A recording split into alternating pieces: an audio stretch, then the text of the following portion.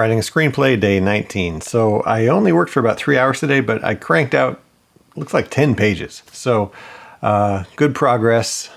The screenplay is definitely getting too long. I'm at 118 pages, which is usually when most screenplays end, but that's okay. First draft.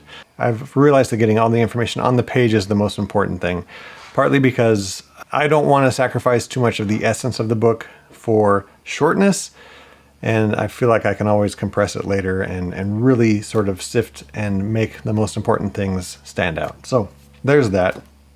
But something else I wanted to talk about today was naming of characters. And in this book, it's a little unfortunate. I bet the author actually ran into it while she was working on this. I'll have to ask her. But there are a lot of characters whose names start with the same letter. And especially like in Final Draft, when you're writing, you type the letter and it gives you sort of a list of names to choose from. And like there's a lot of M's.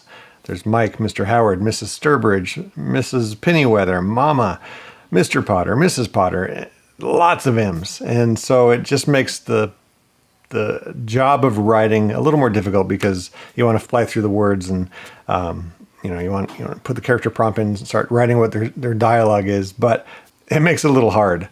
And I'm even now running into this in the third section of the book where we have Ivy and Ignacio. I guess one way around that is to change the character's name so each character has a different letter. Maybe that's a creative choice. Maybe you want Ignacio and Ivy.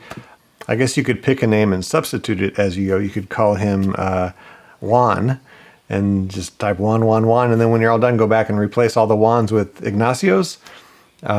But it seems like a lot of mental tracking too. So it's just something to keep in mind.